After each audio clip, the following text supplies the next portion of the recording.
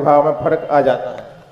कभी कभी मूर्ति का भी ऐसा नेचर होता है, कभी कभी उनमें ऐसी स्थितियां नेचुरल पड़ी रहती हैं। कंचन और कांच एक से चमकते हैं लेकिन आकर्षण नहीं बना पाते। मूर्तियां चूंकि भक्तों के द्वारा बैठा ली गई हैं, मूर्तियां चूंकि परद्रव्य से बनी हुई हैं, अतः सब एक समान हो ऐसा कोई नियम नहीं है। और कभी कभी हमारे अंदर की खुद परिणाम ऐसा हो जाता है कि वो अच्छी मूर्ति के प्रति हमारा परिणाम कम हो और जो उतनी ज़्यादा एनर्जी नहीं उससे ज़्यादा हो। कल ही बताया था ना कि दो मूर्ति रखी हैं, एक मूर्ति तुमने बैठा ली है, एक दूसरे ने बैठा ली, तो आप अपना जब अभिषेक करने जाओगे तो जो तुमने बैठा ली है उसके प्रति थोड़ा ज़्यादा भाव आएगा, तो वो परिणाम भी हमारा कारण बनता है मोह कर्म। वैभव काला सूरत गुरुदेव के चरणों में बारंबार नमोस्तु। आपकी जिज्ञासा है, जैन धर्म में अशोक वृक्ष का क्या महत्व है? जैन धर्म अशोक वृक्ष जो है तीर्थंकरों का वैभव है। तीर्थंकरों के वैभव में अष्ट प्रातिहारों में एक ऐसा अशोक वृक्ष का नाम आता है और वह अपना एक प्रभाव रखता है जो तीर्थंकरों के साथ ही उसका प्रभाव फलीभूत होता है। Yashwant Singhai central GST officer Lalitpur, गुरुदेव के चरणों में बारंबार नमोस्तु। आपकी जिज्ञासा है, हम गृहस्थों को कृपया सदा बहार या हर पाल खुश रहने से कुछ मंत्र बताने की कृपा करें। यदि खुश रहने के मंत्र होते ना तो सारी दुनिया में कोई दुखी नहीं रहता। जो दूसरों को खुश रखेगा वो खुश रहेगा, जो दूसरों को दुख देगा स्वयं दुखी होगा। खुशी बांटोगे खुशी फलेगी, दुख बांटोगे दुख फलेगा। तुम क्या बांटते हो 24 घंटे? तुम दुनिया को खुशियां बांटो, सुखी करने का है। दुनिया को तुम दुख बांटते हो, तुम्हारी हर क्रिया किसी ना किसी को दुख दे रही है, हर क्रिया से तुम्हारे लोग परेशान हैं। इतने परेशान हैं कि तुम्हारे अपने खुद तुमसे परेशान है, तुम्हारे माँ बाप तुमसे परेशान है, तुम्हारा परिवार तुमसे परेशान है। तो ऐसी परेशान करने वाले लोग कभी सुखी नहीं रह सकते। सुखी रहने का सबसे बड़ा मंत्र है, जो संसार को सुखी रखने का भाव करता है वह संसार सुखी हो या ना हो वो स्वयं जरूर सुखी हो जाता है। यही मंत्र है। महेंद्र जैन पत्रकार इंदौर, गुरुदेव के चरणों में बारंबार नमोस्तु। एक घटना घटी। एक कैंसर का मरीज था, सब तरफ से उसको डॉक्टरों ने मना कर दिया और मरने की स्थिति थी। मेरे पास आया तो महाराज जी बस अब आप ही शरण हैं, आप ही बचा लीजिए।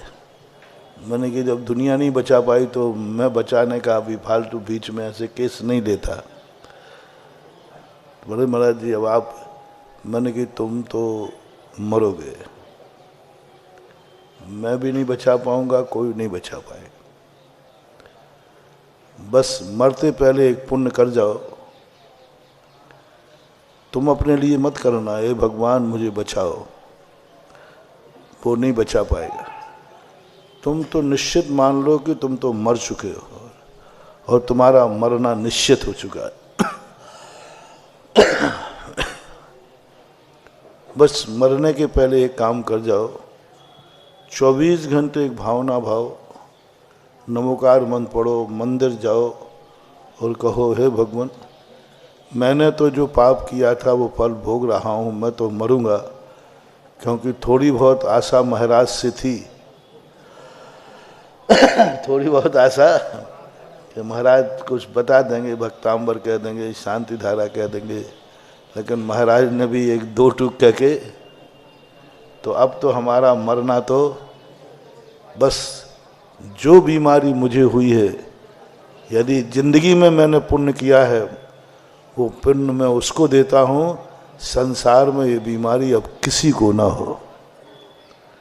जिस तरीके से मैं मर रहा हूँ इस तरीके से कोई नहीं मरे, मेरे दुश्मन को भी ये बीमारी नहीं हो। बस ये भावना तुम भाना शुरू कर दीजिए। मरना तो तुम्हारा निश्चित है। यदि तुमने ये पुण्य कर लिया है तो शायद अगले भाव में सुखी मिल सकते हो। तुम्हारी गुंजाइश एक किंचित मात्र भी नहीं है। थोड़ा भी मत सोचना कि हम नमोकार मंत्र इसलिए कह रहे हैं, हम शांति धारा के इसलिए कह रहे हैं कि तुम ठीक हो जाओगे। नहीं होगे, नहीं होगे। और मैं कहता भी नहीं हूँ, मैं आज तक कभी किसी से शांति धारा की महिमा तो गाता हूँ, भक्तांबर की गाता हूँ, लेकिन कोई मरने वाला आता है तो कभी नहीं कहता कि तू पढ़ ले ठीक हो जाएगा। मेरा तो एक ही भाव है कि हमारा जो भी व्यक्ति मरे, भगवान से मैं कभी नहीं कहता भगवान मेरा भक्त कभी नहीं मरे। मैं तो एक ही कहता हूँ भगवान मरे तो भक्तांबर पाठ पढ़ने के बाद मरे, या भक्तांबर पढ़ते हुए मरे, अभिषेक करते हुए मरे, शांति धारा करते हुए मरे। क्योंकि वो चीज़ें मांगो भगवान से जो भगवान भी दे सके। अपन कहते भगवान मेरा भक्त कभी नहीं मरे, अब क्या बेफालतू भगवान को परेशान करना है, क्योंकि ये ताकत भगवान में भी। वही मांगो, इतना मांग लो। ये हो सकता है कि भगवान जब भी मैं मरूं तुम्हारा नाम। पूज्यपाद स्वामी ने क्या गजब की बात कही। उन्होंने ये नहीं कहा कि भगवान मैं मरूं नहीं, वो जानते थे कि इस नियत को भगवान भी टाल नहीं सकते।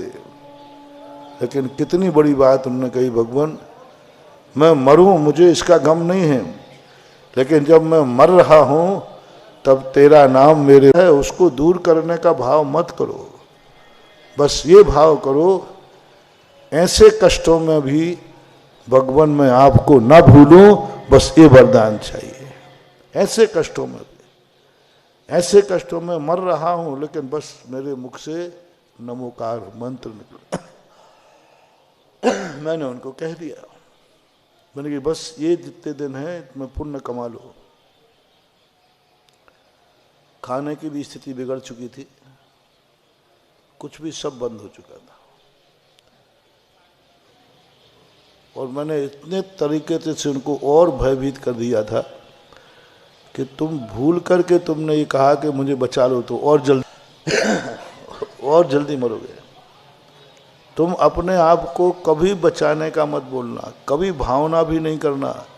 तुम तो बस ये इंतजार करो, बस अब मैं मरने ही वाला हूँ, मैं मरने ही वाला हूँ, मैं मरने ही वाला हूँ।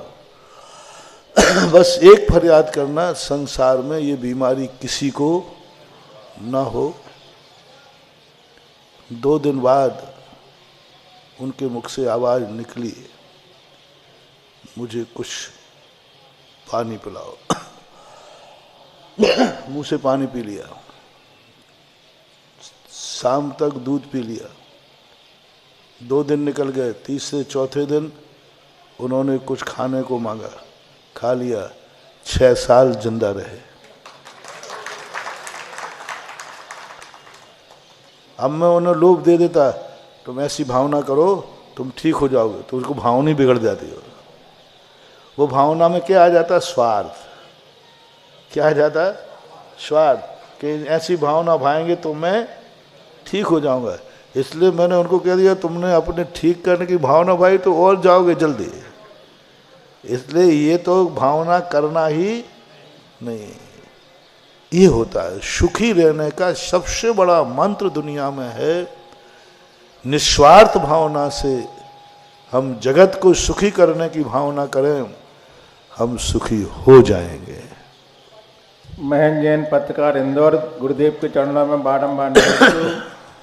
आपकी जिज्ञासा है, खान पान और दान के प्रति सतर्कता विश्व के एकमात्र जैन धर्म में है, लेकिन महाराज जी वर्तमान परिप्रेक्ष्य में जैन धर्म की यह विशेषता समाज से विलुप्त होती जा रही है। आज का युवा पढ़ने लिखने जाता है लेकिन खाना पीना बहुत बिगाड़ रहा है।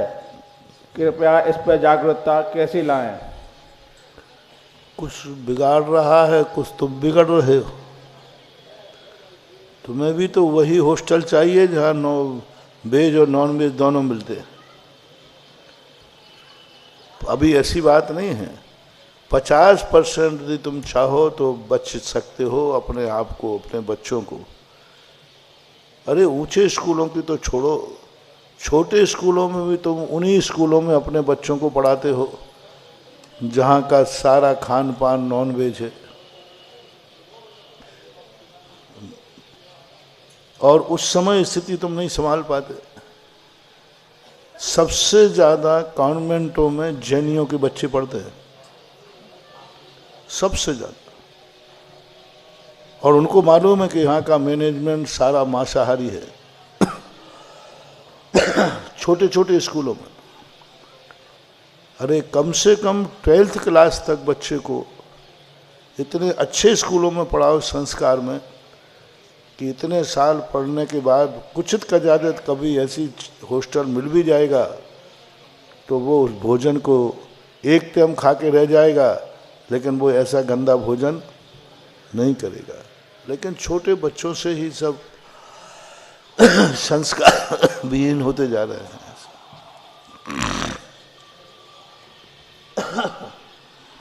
अमित जैन, हिसार, हरियाणा। गुरुदेव के चरणों में बारंबार नमोस्तु। आपकी जिज्ञासा है कि मूल नायक भगवान जो कि अचल प्रतिमा है, उसका नित्य जल से अभिषेक आगम अनुसार उचित है या कोई दोष है? व्यवस्थाएं हैं। क्या व्यवस्थाएं हैं? सामाजिक वेदी की परिस्थितियाँ तो जरूरी नहीं है कि ऐसा हो, ये व्यवस्थाएं कहलाती।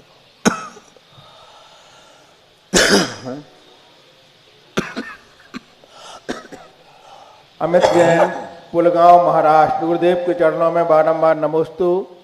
आपकी जिज्ञासा है, अभिषेक करते समय खड़े रहने के लिए पाटे का उपयोग कर सकते हैं क्या?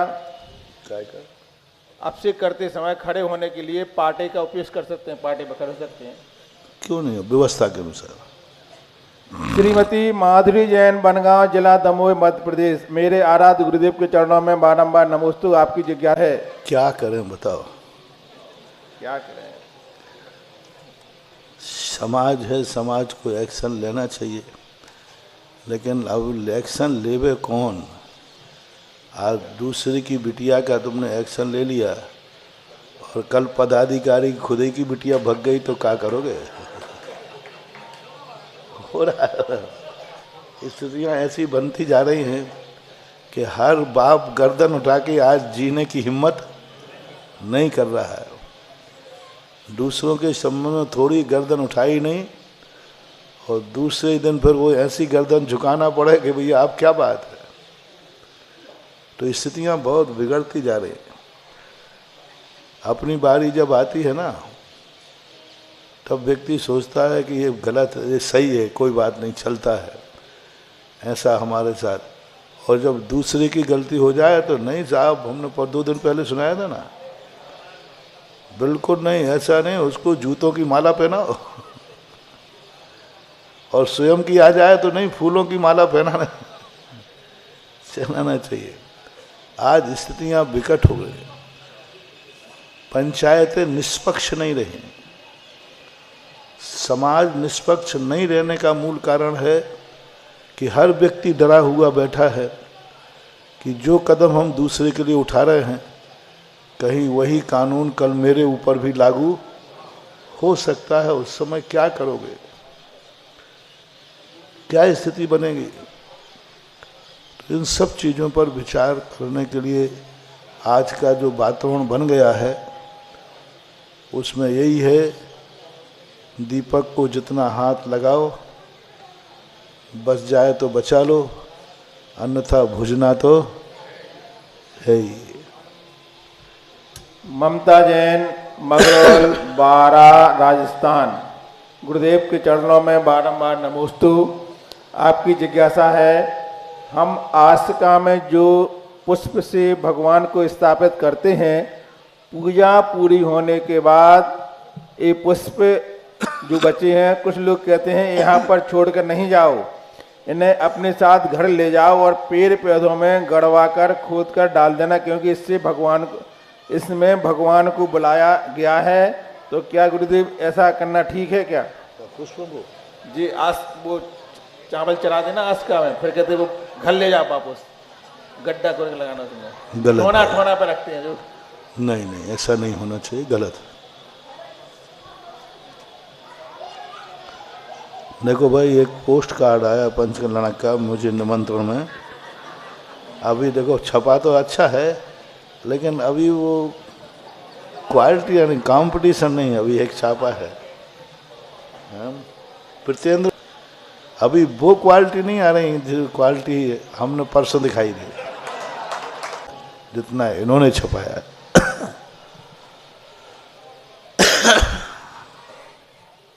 अतुल आरपी जैन, दिल्ली। गुरुदेव के चरणों में बारंबार नमोस्तु।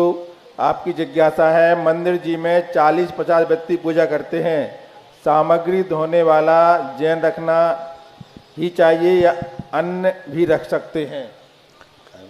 जैन के अलावा कोई दूसरा रख सकते द्रव धोने के लिए? नहीं, जैन ही होना चाहिए। इन्होंने एक बहुत अच्छा फोटो दिया, पुराना जो क्षेत्रफल था वो और नया जो अभिनंदन क्षेत्र था वो, और लिख दिया वो भी एक जमाना था, ये भी एक जमाना है। ये बहुत अच्छा है। शैलेंद्र जैन वकील साहब, ऑडिटर। अतुल जैन, पड़वा, झांसी। गुरुदेव के चरणों में बारंबार नमोस्तु।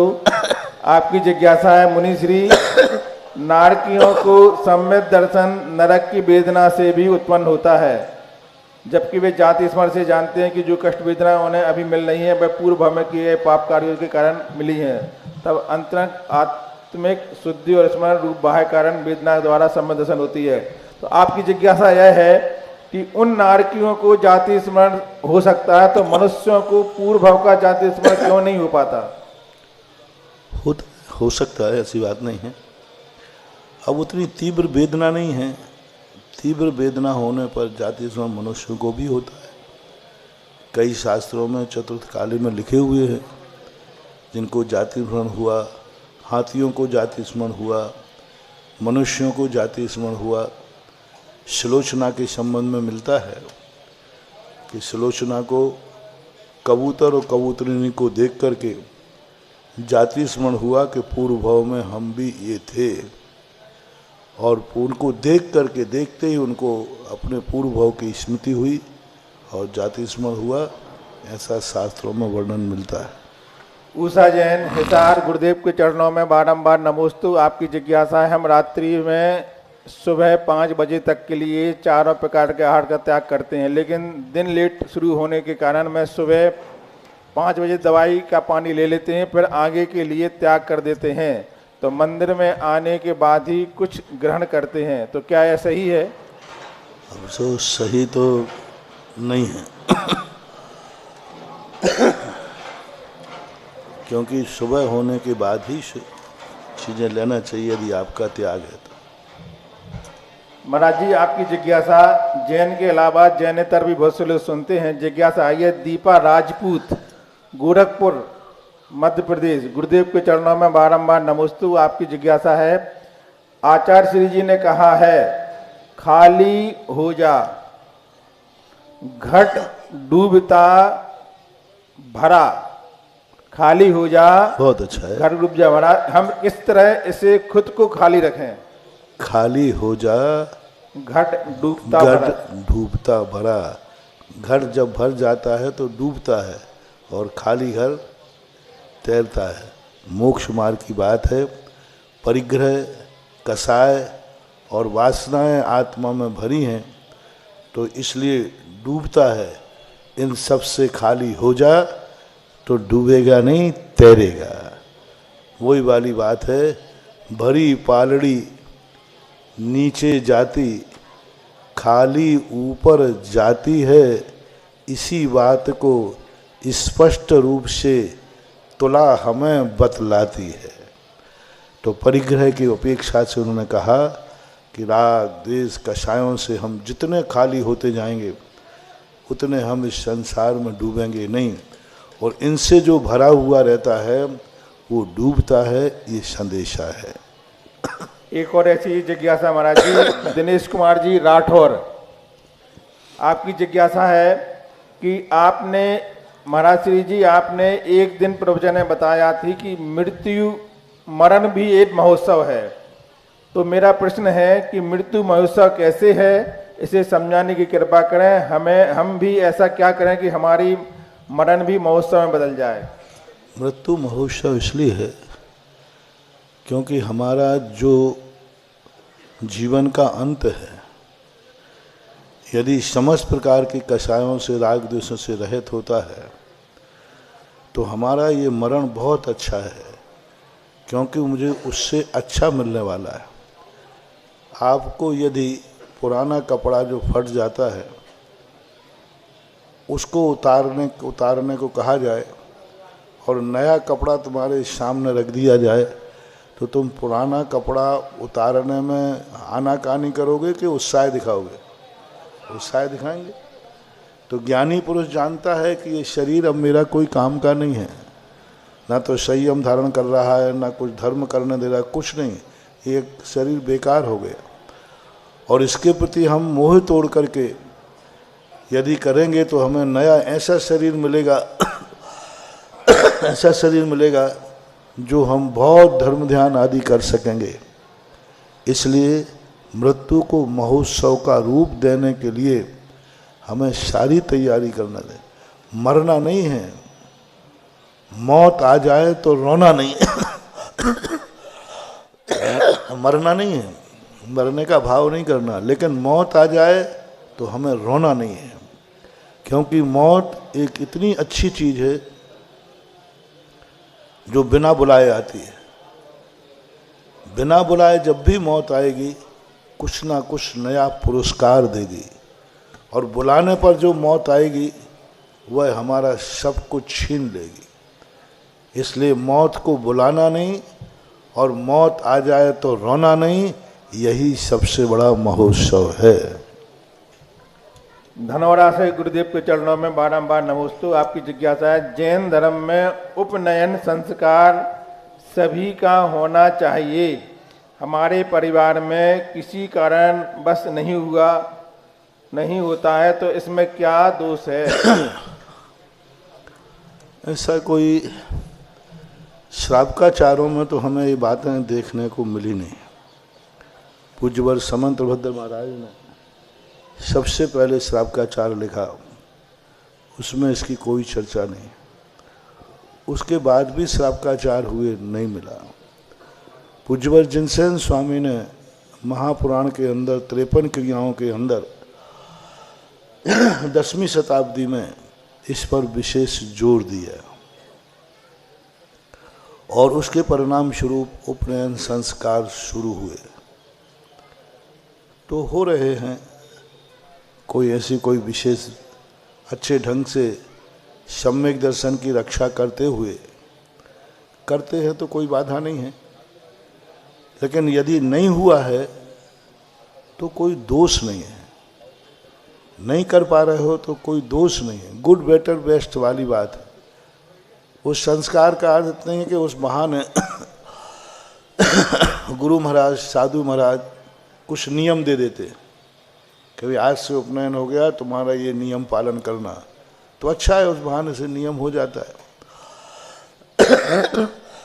वो नियम यदि तुम बिना मुंडन कराए भी लेते हो तो कोई बात नहीं। ऐसा कोई अनिवार्य क्रिया नहीं है कि जो होना ही चाहिए, लेकिन होती है तो उसका निषेध भी नहीं करता हो। ऑनलाइन जिज्ञासाओं के पश्चात जिनवाणी चैनल, सुधा कलश चैनल और आदिनाथ चैनल के समक्ष विराजित सभी गुरु भक्तों की ओर से वैसे आप लोगों के यहाँ मुंडन होता है ना, बच्चों को मुंडन, वो ही तो मुंडन की उन्नयन क्रिया है और क्या है।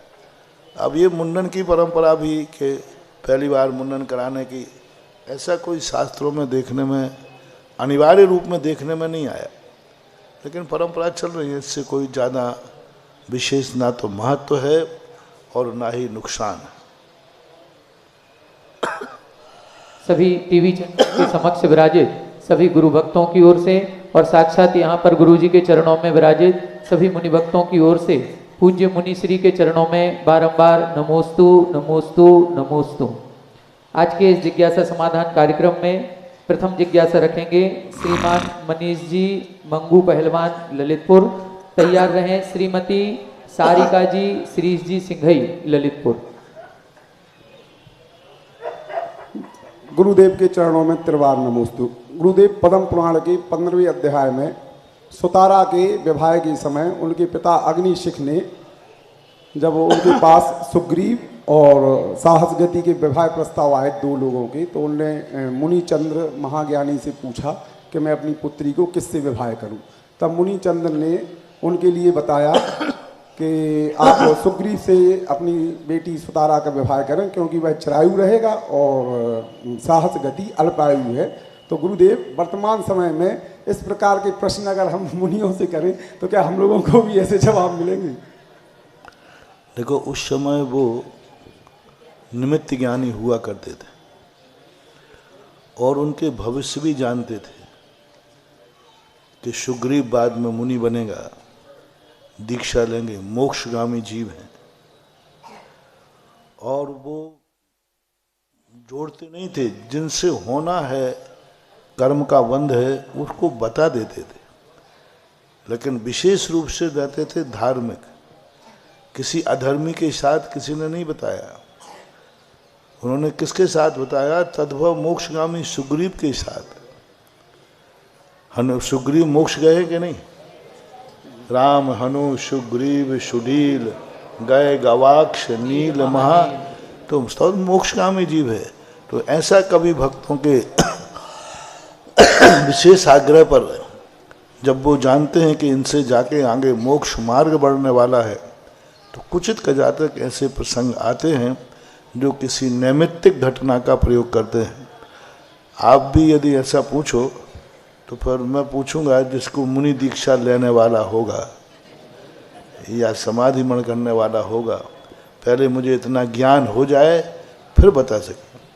उन महाराज जैसा इतना ज्ञान हो जाए कि वो जान लें कि इनका भविष्य क्या है, तब ये कार्य की बड़ी बात बनती है।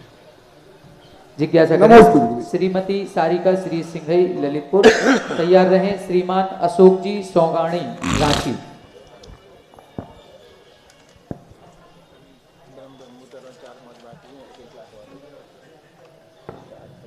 हृदयांगन में विराजमान मम कुल इष्ट गुरुदेव को मेरा और मेरे परिवार का बारंबार नमोस्तु नमोस्तु नमोस्तु नमोस्तु मुनिवर। गुरुदेव, आपके प्रवचनों को सुनकर लगता है कि आप शब्दों के जादूगर हैं, लेकिन गुरुदेव आपके आगमन पर मौसमाई परिवर्तन को देखकर पूर्ण विश्वास हो गया कि आप वाकई जादूगर हैं। तो गुरुदेव, जिज्ञासा है कि ऐसा एक मूल मंत्र हमें भी दें कि हम अपने जीवन की प्रतिकूलताओं को अनुकूलताओं में बदल सकें। मैं 4 महीने से जादू ही जादू बांट रहा हूँ। प्रतिदिन कोई ना कोई मंत्र देता हूँ, कोई ना कोई मोटिवेशन देता हूँ। बस ये है कि पर्टिकुलर न चला करके सबको दे देता हूँ एक साथ। तो साधु का तो हर वाक्य एक जादू ही होता है।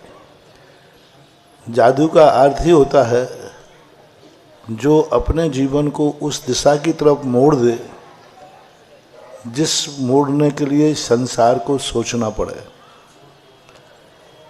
परमार्थ में दृश्य में अदृश्य की कल्पना करना सबसे बड़ा जादू है। अभी प्रातःकाल प्रवचन जादू का ही चल रहा है। वो भगवान में ताकत कहाँ है जो मूर्ति में भगवान के दर्शन कर लें। सबसे बड़ा जादू भक्त के पास है जो मूर्ति में भगवान के दर्शन कर लेता है।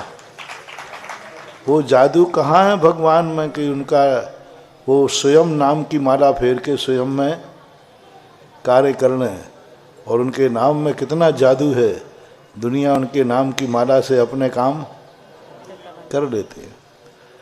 तो यही है, अब जादुओं के लिए तो खुद अपने मन को, अपने परिणामों को एक इस प्रकार का मोड़ना पड़ेगा।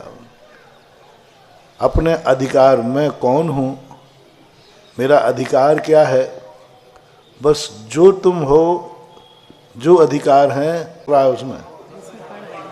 दूसरे की क्लास में गोल्ड मेडल नहीं लेना है, अपनी खुद की क्लास में रहना। तो हर पद पर चमत्कार है, हर पद पर जादू है, जो जिसको मानता है। मान लीजिए तुम गृहस्थ हो, तो गृहस्थ में कम शक्ति नहीं है, कुछ शक्तियां ऐसी हैं जो मुनियों के पास नहीं है, गृहस्थ में है। मैंने कहा ना, मैं अपने चरणों पर कितनी गंधोदक डालूं, वो कभी गंधोदक नहीं बनेगा, कभी नहीं बनेगा। मैं अपने कमंडल से गंधोदक बना के और कहूँ लो भाई लो, मैं गंधोदक बांट रहा हूँ, गंधोदक बांट रहा हूँ, कुछ नहीं, वो गंधोदक है ही नहीं। और वही जब भक्त अपनी श्रद्धा से उन्हीं चरणों पर जल ढालता है तो वो गंधोदक बन जाता है। अब ये जादू की छड़ी किसके पास है? मेरे पास नहीं है। चरण मेरे हैं, पैर मेरे हैं, लेकिन वो जादू, कहा था ना कि भगवान अपने खुद का नहा करके कहे, लो मैंने नहा लिया, आप लोग गंधोदक ले लो। हाँ, काय का गंदा कर दिया जल। और वही भक्त जब भगवान का निहन करता है तो दूर हो जाता। तो अपने जहाँ जो जिस पद पर है उसके अधिकार समझें और उस अधिकारों की शक्तियां प्रकट करें, उन अधिकारों की शक्तियों का उपयोग करें।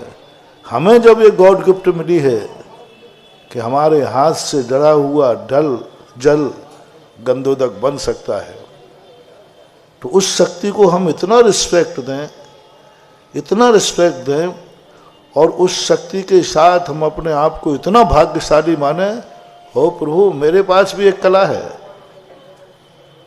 और बस उस शक्ति को करते समय, उस समय व्यक्ति अपने आप को भाव विभोर तद्रूप हो जाता है, चमत्कार हो जाता है, जादू हो जाता है। जितने चमत्कार भगवान ने तो कोई चमत्कार दिखाए नहीं, मुझे तो है नहीं। भगवानों के जितने चमत्कार दिखाए किसी ना किसी भक्त नहीं दिखाए। नमोकार मंत्र में चमत्कार दिखाया, नमोकार मंत्र ने क्या चमत्कार दिखाया? किसने दिखाया? अंजन चोर ने दिखाया। और भी जितने चमत्कार दिखाए, अग्नि जल हो गई, भगवान ने दिखाई, एक भक्त ने दिखा दिया। सिंहासन हो गया, किसने कर दिया सिंहासन? किसने? भगवान ने, एक भक्त ने कर दिया। तो हमारे पास बहुत अधिकार हैं, उन अधिकारों को बस हमें एक आह्लाद के साथ, चमत्कार के साथ स्वीकार करना है। हर क्रिया जादू बन जाएगी। नमस्ते भगवान, नमस्ते। जिज्ञासा करेंगे श्रीमान अशोक जी सौगाणी, रांची। तैयार रहे श्रीमती रागिनी जी, ललितपुर। गुरुदेव के श्री चरणों में रांची जैन समाज और मैं और मेरे परिवार की तरफ से त्रिवार नमो। लेकिन अपने जीवन में किसी एक को गुरु अवश्य बनाना चाहिए। गुरु एक ही होना चाहिए मनुष्य का। तो महाराज जी, मैंने अपना गुरु बना लिया, लेकिन मेरे गुरु के प्रति क्या कर्तव्य हो, कैसे मैं उनको पालन कर सकूं, इसके बारे में कृपया मेरा मार्गदर्शन करें। गुरु को बनाते समय दो ही बातें ध्यान रखना। उनको ही गुरु बनाना जिनका नाम लेने पर तुम्हें गर्व हो।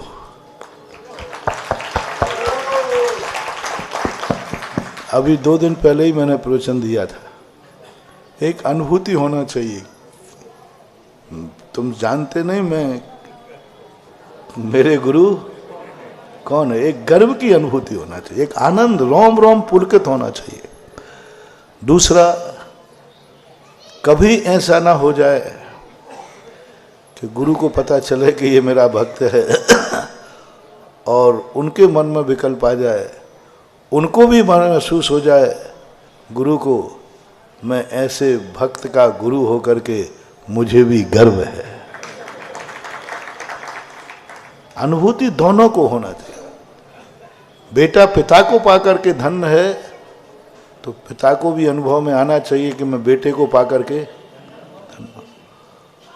गुरु को पाकर के हम धन्य हैं, लेकिन हम ऐसा कुछ करें। गुरु कोई ऐसे नहीं है कि उनको कुछ होता नहीं, उनको भी ऐसा लगे कि ऐसे व्यक्ति को मैं दीक्षा देकर मैं धन्य हो गया। होता है, गुरु को होता है, उनके अंदर स्पंदन होता है, ओहो मेरे हाथ से कितना बड़ा कार्य हो गया। आनंद की अनुभूति होती है उनको, और उस समय उनके मन में शिष्य को देखकर अनुभव हो गया मैं इसका गुरु होकर के मैं धन्य हो गया, जाओ गुरु कृपा बरस गई, मैं धन्य हो गया। ऐसा कार्य करके अनुभूति होना चाहिए। चाहे ये देखे जैसे जैसे आप लोग कहते हो ना, महाराज जी हम ललितपुर वाले धन्य हो गए ना, बोलो ना। और मैं जब अभिनंदन उदय तीर्थ क्षेत्र घूमता हूं ना, तो मैं इस क्षेत्र को देखकर कहता हूं भगवान मेरी कल्पना से ये क्षेत्र बन गया, मैं धन्य हो गया। जय हो जय हो जय हो। मैं धन्य हो गया क्योंकि मैंने भगवान के प्रभु आपको उच्चासन दे सका। ऐसी अनुभूति जब अपन कोई कार्य करते हैं तो मैं धन्य हो गया भगवान, आज मैं आपकी जय बोल सका। मैं धन्य हो गया मैं आपकी आज पूजा कर सका। मैं धन्य हो गया मैंने आपका आज अभिषेक कर लिया। मैं धन्य हो गया भगवान। आज भगवान ध्यान रखना, आप में भगवान बनने की शक्ति है, लेकिन आप में सूर्य मंत्र देने की शक्ति नहीं है। वो तो भगवान स्वयं अपनी मूर्ति में कभी सूर्य मंत्र नहीं दे सकते, अधिकार तो हमारे पास है। यानी मैंने सुबह कहा ना, भगवान भगवान बन सकते हैं, लेकिन भगवान मूर्ति को भगवान ही बना सकते हैं। कोई भगवान में ताकत नहीं है। हम पंचम काल में हीरा नहीं है, भगवान नहीं है, लेकिन भगवान कम मत समझना, हम हीरा तो नहीं है, लेकिन हम हीरा को पहचान गए, ये जौहरी तो हैं। हम हीरा नहीं है, जौहरी हैं। कम से कम इस युग में मैं सच्चे भगवान को पहचान गया, ये कम है क्या? इस अनादि अनंत काल के अंधेरे में मैं भगवान तो नहीं बन सका, लेकिन भगवान को पहचान तो गया। ये तो पक्का हो गया, ये तो पक्का हो गया कि मैंने भगवान को पहचान लिया कि मेरा देवता यही है। तो इस प्रकार की अनुभूति होती है, वही अपने श्रद्धेय को स्वीकार करने की कला होती है। जिज्ञासा करें श्रीमती राजमती ललितपुर, तैयार रहें अभिनंदनोदय तीर्थ क्षेत्र के प्रबंधक महोदय श्रीमान मोदी पंकज जी पार्षद। स्वाध्याय प्रणेता गुरुदेव के चरणों में सपरिवार नमोस्तु नमोस्तु नमोस्तु। महाराज श्री, मेरी जिज्ञासा है कि तत्वार्थ सूत्र जी में मति ज्ञान की निमित्त, मति ज्ञान इंद्रियों मन के निमित्त से होता है और श्रुत ज्ञान मति ज्ञान पूर्वक होता है, फिर अवधि ज्ञान, मनापर्य ज्ञान और केवल ज्ञान की निमित्त क्या है? ये कहलाते हैं प्रत्यक्ष ज्ञान। दो प्रकार के होते हैं, परोक्ष ज्ञान नैमित्तिक होता है। परोक्ष ज्ञान का अर्थ ही है जो पर के निमित्त से होता है, उसको परोक्ष बोलते हैं। और अवधि ज्ञान, मनापर्य ज्ञान और केवल ज्ञान ये प्रत्यक्ष ज्ञान है। फिर भी एक देश प्रत्यक्ष जो अवधि ज्ञान है, मनापर्य ज्ञान है, इनके भी बाह्य निमित्त कहे गए हैं। पूज्यवर अकलंग स्वामी ने श्री राजवार्तिक में अवधि ज्ञान के निमित्त आदि कहे। नाभि से ऊपर जो शुभ चिन्ह होते हैं, तिल, मस्सा आदि, उनसे वह प्रकट होता है। ऐसा एक मनापर्य ज्ञान के संबंध में नाम के ज्ञान पूर्वक होता है। ये तो कहे एक देश प्रत्यक्ष को, लेकिन जो सकल केवल ज्ञान है वह किसी निमित्त से प्रकट नहीं होता, वो स्वाभाविक ज्ञान है, छाये ज्ञान है, उसमें निमित्त नहीं, निमित्त का अभाव होता है। फिर भी यदि निमित्त हम मान भी लें तो केवल ज्ञानावरणी कर्म के क्षय होने से उत्पन्न होता है, यही क्षय होना ही उत्पन्न है, ऐसा माना। नमोस्तु। जिज्ञासा करेंगे श्रीमान मोदी पंकज जी पार्षद, प्रबंधक अभिनंदनोदय तीर्थ क्षेत्र। इसके बाद तैयार रहें श्रीमती सुधा जी खनिया धाना। महानुभाव ललितपुर नगर में जो अभिनंदनोदय महातीर्थ क्षेत्र बनने को तैयार है, उस तीर्थ क्षेत्र पर जो ऐतिहासिक पंचकल्याणक होने हैं, बस कुछ ही दिन उसमें बाकी हैं। 28 तारीख से 5 तारीख तक यहाँ पर जो भी पंचकल्याणक ऐतिहासिक होगा, अभूतपूर्व उसकी क्रियाएं प्रारंभ हो जाएंगी। और उसके पूर्व जो कुछ महत्वपूर्ण क्रियाएं हैं वो यहाँ पर प्रारंभ हो चुकी हैं। जैसे जिन मूर्तियों में पूज्य गुरुवर के द्वारा सूर्य मंत्र दिया जाएगा और जो भगवान पद को प्राप्त करेंगी, ऐसी मूर्तियां आना प्रारंभ हो गई हैं। उन पर प्रशस्ति लिखा जाना भी प्रारंभ हो गया है। आप सभी महानुभावों से निवेदन है कि जिन महानुभावों ने, चाहे वो ललितपुर लोकल के हों या बाहर के हों, जिन्होंने मूर्ति का पुण्यार्जन किया है और अपना एक ऐसा सौभाग्य अर्जन किया है कि हम मूर्ति विराजमान करेंगे, वो अपने सदस्यों के नाम प्रशस्ति पर लिखे जाएंगे। तो अपने सदस्यों के नाम यहाँ पर अभिनंदनोदय तीर्थ क्षेत्र कार्यालय में लिखवा दें 20 नंबर कमरे में। और जो बाहर के हैं वो एक मोबाइल नंबर यहाँ पर लिख लें, जिस मोबाइल नंबर पर आप व्हाट्सएप के माध्यम से अपने परिवार के 2 सदस्य या 3 सदस्य के नाम भिजवा दें, जो प्रशस्ति पर लिखे जाएंगे। 9889423511 9889423511 इस नंबर पर आप अपने परिवार के सदस्यों के नाम भेज सकते हैं।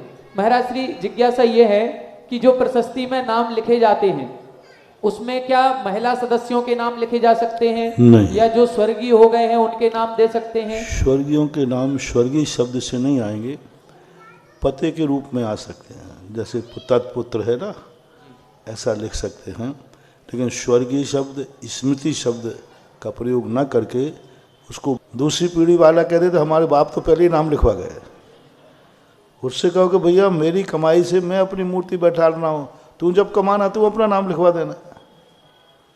लेकिन तुम पहले ही 7 पीढ़ी लिखवा देते हो, छोकरे उस पर कहते अब तो पापा लिखवा के गए अपने आप। उतने नाम लिखाओ जितनी अच्छी गरिमा हो, बड़ों के नाम लिखा दो और फिर सपरिवार कर दो। सपरिवार कर सकते हो, क्योंकि मूर्तियों में अच्छा नाम हो कम हो तो पढ़ने में आएगा। तुम ज़्यादा नाम दोगे तो वो भी ठोक देगा, खुद लिखे और खुदा बाँचे, कोई बाँच नहीं पाएगा। हाँ, कई बार मूर्तियों पे ऐसे ही होता है, अब तुमने इतने नाम दे दिए तो उसने भी कि ठीक है लिख दिए, फिर बाँचने में नहीं आएगा तो लिखवाने से मतलब क्या रहा। इसलिए कम नाम हो, स्पष्ट हो, पढ़ने में आना चाहिए, तब ठीक है। जिज्ञासा करेंगे श्रीमान मोदी पंकज जी पार्षद और तैयार रहें श्रीमती चंद्रकांता जी बरोदिया। हे गुरुदेव, नमोस्तु नमोस्तु नमोस्तु। मैं मोदी पंकज जैन पार्षद, सेवार्थी क्षेत्रपाल अभिनंदन तीर्थ क्षेत्र ललितपुर। हे गुरुदेव, 10 साल से मन में जिज्ञासा है, लेकिन आपके चरणों में जिज्ञासा करने में सेवार्थी होने के कारण डर लगता है। आज बड़ी मुश्किल से हिम्मत जुटा पाया हूँ और सभी लोगों के साथ जुटा पाया हूँ। आदरणीय दाऊ भी बगल में खड़े हैं। हे गुरुदेव, हम सभी युवा वर्ग, सिर्फ युवा वर्ग था गुरुदेव, आज से 10 साल पहले आचार्य भगवान के चरणों में हम लोग आपके चरणों का पावन चातुर्मास ललितपुर में कराने हेतु निवेदन करने डोंगरगढ़ गए थे। हे गुरुदेव, जब आचार्य भगवान के सामने सभी युवा वर्ग लोग खड़े हुए और निवेदन किया और संचालन हमारे संजय रसिया और नगन कलंकी ने वहाँ किया, तो आचार्य भगवान ने ऐसा कहा कि हम लोग अंदर से कँप गए। लेकिन आज जिज्ञासा आपके चरणों में करेंगे, चूँकि वो आपके गुरु हैं, हम लोगों के दादा गुरु हैं, उसकी शांति आप ही कर सकते हैं। गुरुदेव, आचार्य भगवान ने आहारचर्या के बाद मंच पर हम लोगों को मौका दिया। 15 मिनट हम लोग बोले, लेकिन मुस्कुराते रहे। बंद कमरे में जब आचार्य श्री पहुँचे तो वहाँ ब्रह्मचारी प्रदीप भैया और ललितपुर से मनोज भैया मौजूद थे। उनने हमें बुलाया क्योंकि मैं क्षेत्रपाल मंदिर का सेवार्थी था। मेरे साथ कमरे के अंदर अविनाश संगई अब्बू और संजय रसिया गए। गुरुदेव के मुखारबिंद से सिर्फ एक ही बात निकली, दूसरी बात नहीं निकली। क्या तुम्हारी हैसियत है सुधा सागर जी का चातुर्मास कराने की? गुरुदेव अंदर से पूरी बॉडी का हमारा रोम रोम वर्तमान में भी खड़ा हो गया और समय भी खड़ा हो गया था। सिर्फ एक ही शब्द, क्या तुम्हारी हैसियत है सुधा सागर जी का चातुर्मास कराने की? गुरुदेव मुंह से शब्द नहीं निकले। जब थोड़ी एक आध मिनट बाद अपने आप को संयमित कर सके, सिर्फ एक ही बात कही हम लोगों ने कि हे गुरुदेव, जिस तरह हम लोगों ने कुंडलपुर का कार्य किया इसी तरह हम लोग ललितपुर का कार्य करेंगे। तो क्या गुरुदेव को यह पूर्वाभास था पहले से कि पार्श्वनाथ दिगंबर जैन मंदिर एक अभिनंदन उदय तीर्थ क्षेत्र के रूप में इस तरह बदलेगा? हे गुरुदेव, ऐसा का समाधान करें। चूंकि आपके चरणों के आशीर्वाद से आज जिज्ञासा का समाधान कर दें कि आचार्य भगवंत ने ऐसा हम लोगों से क्यों कहा।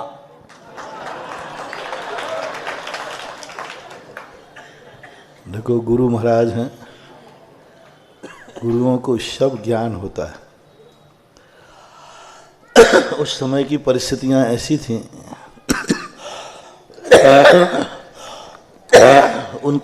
उनको ये ज्ञान में था कि यदि ये वहाँ बैठ गया तो कुछ ना कुछ तो हो गई। जय हो, जय हो गुरुदेव, जय हो। जो कुछ होगा क्या तुम लोग झेल पाओगे? क्या तुम तद्रूप अपने परिणाम कर पाओगे? और उनका ये कहना गलत नहीं था। पंकज बाबू, तुम्हें भी मालूम है, जब अपन सबने मिलकर के ये बात जब समाज के सामने आई थी, इस क्षेत्र को परिवर्तन की, तो कुछ चमगादड़ों ने चींची तो की थी। हम उन चमगादड़ों के कारण से ही आचार्य ने कहा है कि ललितपुर में चमगादड़ें बहुत हैं, और उनके बैठने के स्थान जब उठेंगे तो क्या तुम्हारी हैसियत है दूसरा? जानते थे वो, सब होता ही ऐसा है, क्योंकि वो हर शिष्य को जानते हैं। कौन सा शिष्य जहाँ गया, कौन सा शिष्य क्या कार्य कर सकता है, उसके लिए गुरु से ज़्यादा कौन जान सकता है।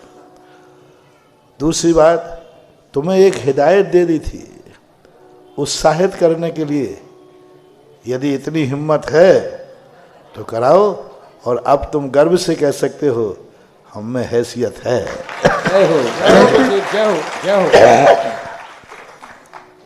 अब दिखाने की जरूरत नहीं है, अब नहीं कहेंगे आचार्य से, अब कह ही नहीं सकते, क्योंकि वे खुद अभिनंदन की भूमिका देख करके गए हैं। अब तो वे ये कहेंगे, पूज्यवर कई लोगों से कह चुके हैं, काम करो तो ललितपुर वगैरह जैसा करो। जय हो, जय हो। कह चुके देखो उन्होंने कितना बड़ा क्षेत्र बना लिया, ऐसे काम करो। जबलपुर में ये बात चर्चा में आई थी, लोगों ने कहा कि आचार्य देखो वो भी तो समाज है इतनी बड़ी, कितना बड़ा कार्य कर रहे हैं, और तुम लोग छोटे से कार्य भी नहीं कर पा रहे। तो गुरु के हर संकेत में दो अर्थ होते हैं, एक ओर हमें जगाना और दूसरी ओर भविष्य में वो कितना बड़ा कार्य होने वाला है, कितना बड़ा कार्य होने वाला है, क्या उसको संभाल पाओगे। तो ये प्रकार के संकेत गुरुओं के होते हैं, और गुरु ने सब जान लिया था, क्योंकि मैं उनकी आज्ञा के बिना कुछ करता नहीं हूँ। उनको संकेत भेज दिया था, और भेज करके उन्होंने जो आशीर्वाद दिया उसके बाद ही सब काम हुआ। क्योंकि कोई ना कोई कार्य हम सूचना जरूर दे देते हैं, और ये भी कह देते हैं, महाराज जी चमगादड़ तो बोल रहे हैं। तो हमारे गुरु महाराज कहते हैं चमगादड़ों की आवाज़ें सुनने के लिए अपने कान हैं क्या? अपने कानों में तो अच्छी आवाज़ें आना चाहिए। और आप बहुत सफल हैं पंकज बाबू, आप भी, आपकी पंचायत भी, शुरुआत भी आपसे शुरू हुआ है और उसका कलशारोहण भी आपके प्रबंध काल में हो रहा है। गुरुदेव ये आपके चरणों का आशीर्वाद। जो लोग कहते हैं ना कि हाथ, वो जो आम लगाता है वो आम खाता नहीं है, ये सारा मुहावरा फेल हो गया। जिस कमेटी ने आम लगाए थे वही कमेटी आज आम फलों को खाएगी। सब जो के त्यों हैं, प्रबंधक भी, अध्यक्ष भी और निर्माण कमेटी भी। निर्माण कमेटी भी सामने खड़ी है, सीलचंद जी, अखिलेश वगैरह सब, ये जितने साक्षी हैं, जिन जिन ने अपने क्षेत्र के लिए शुरुआत की थी वे सभी मौजूद हैं कि नहीं? बोलो। जिन जिन ने शुरुआत की थी और जिन जिन चमगादड़ों ने किया था उनको इसलिए जाना की बात थी क्योंकि अब उनको रहने लायक यहाँ स्थान है नहीं, इसलिए कर्म ने कहा कि चलो तो मैं दूसरे खंडहर भेजता हूँ। तो वो किसी खंडहर में लटके होंगे ऊपर। और जिन जिन ने इनका समर्थन करके कार्य आगे किया वे आज सभी लोग अपने लगाए हुए बीज का कलशारोहण फल अपनी आंखों के सामने देख रहे हैं, उसमें मैं भी शामिल हूँ। और ये नगर गौरव है, रमेश बाबू से पूज्य सागर तक की यात्रा भी मौजूद है। इन्होंने भी यहीं बैठ करके साधना की है, अध्ययन भी किया है शुरू में, सब साक्षी हैं। और यही अपने लिए गर्व है कि अपन ने, सब ने, आप सब लोगों ने सच्ची श्रद्धा से, सच्ची लगन से इस क्षेत्र को ऊंचाइयां देने का भाव किया था, तो आज उसको ऊंचा उठते हुए अपन खुद आंखों से देख रहे हैं, अपने सामने है। सच्ची लगन हो, सच्ची श्रद्धा हो तो, और आप देखना ये पंचकन्या के बाद जिन जिन लोगों ने, ये पहले भी मैंने कहा था, आज भी सुन लेना, जो जो लोग इस पंचकल्याणक में अपने उत्साह के साथ तन मन धन समर्पित करेंगे, उनके उनके वंश के परिवार का 5 फरवरी के बाद से उनके स्थिति देखना क्या होती है। और जो थोड़ा सा भी बेईमानी करेगा, थोड़ा सा भी बदमाशी करेगा, थोड़ी सी भी मायाचारी करेगा, थोड़ा भी गुटबंदी करेगा, ग्रुपबंदी करेगा, उसका हश्र क्या होगा? वो गई हुई चमगादड़ों से वो पूछ लेगा, मैं नहीं बोलता हूँ। जय हो गुरुदेव, जय हो, जय हो। क्योंकि मैंने देखा है, मैंने देखा, अनुभव किया है।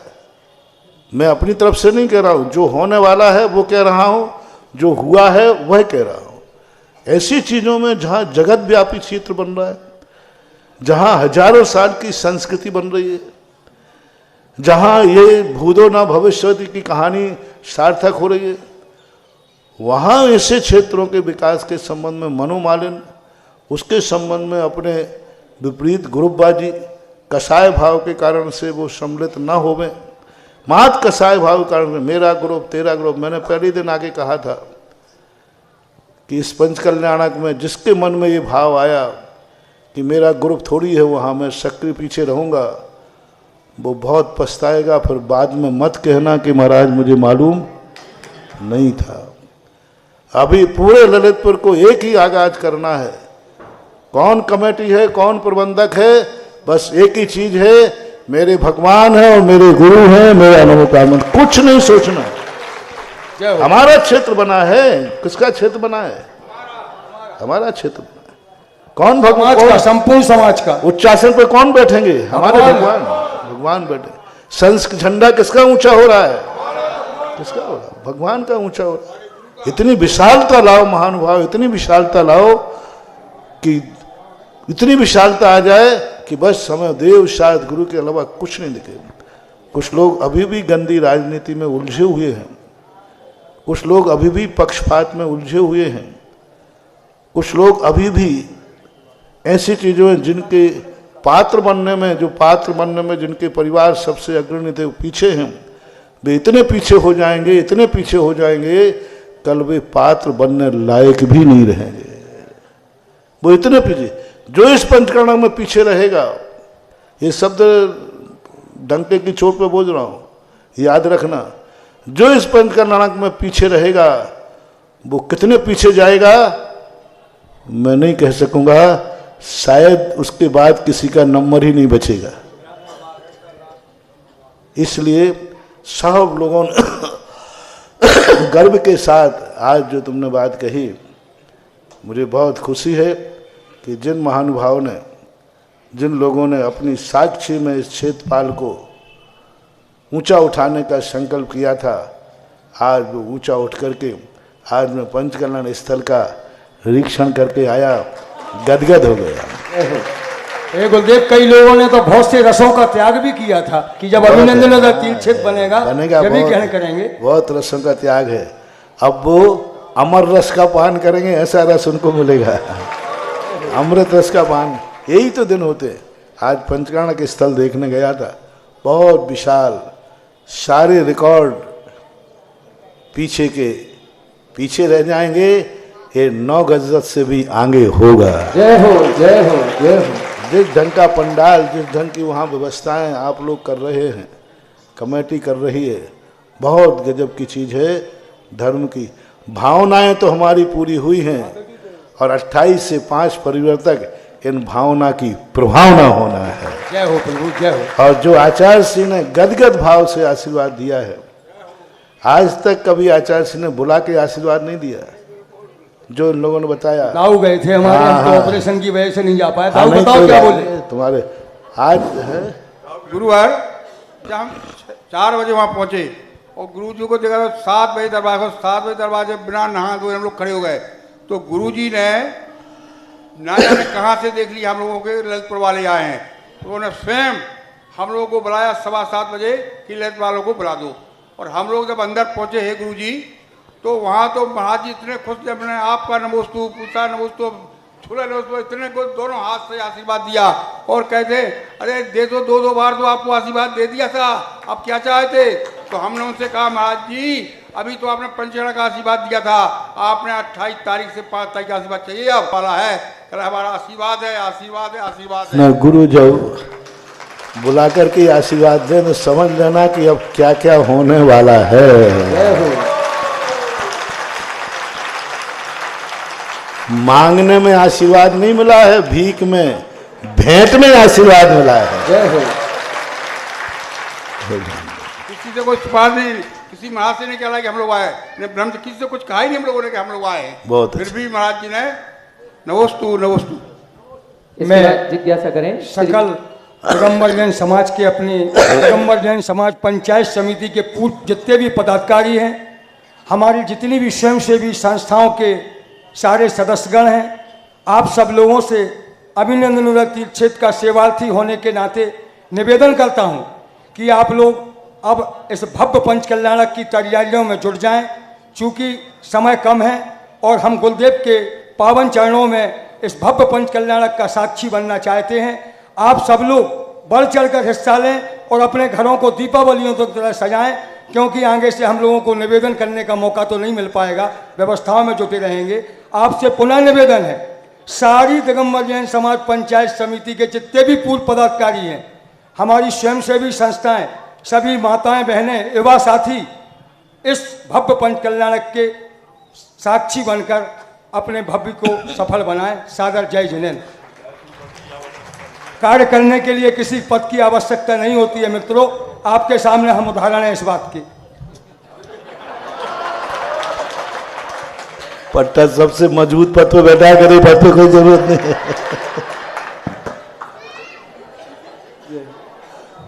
आज का जिज्ञासा समाधान कार्यक्रम यहीं पर संपन्न होता है। पूज्य गुरुवर की आरती करने का सौभाग्य 2 परिवारों को प्राप्त हुआ।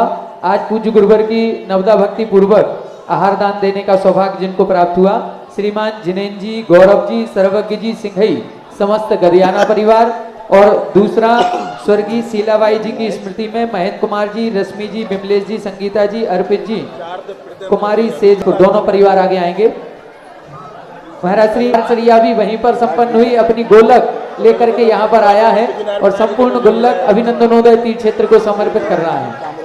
आ जाओ बेटा आगे, पंकज भाई साहब ले लो गुल्लक, ले लो गुल्लक। आरती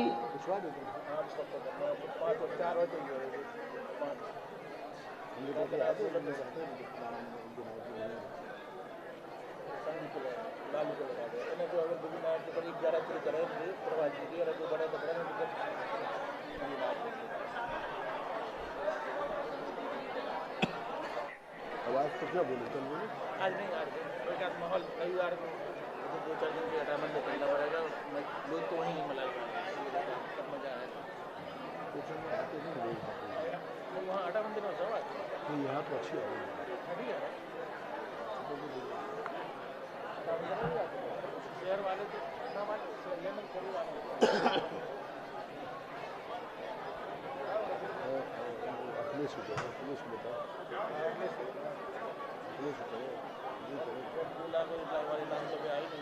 लेना सबको है, कमेटी वाले बोलते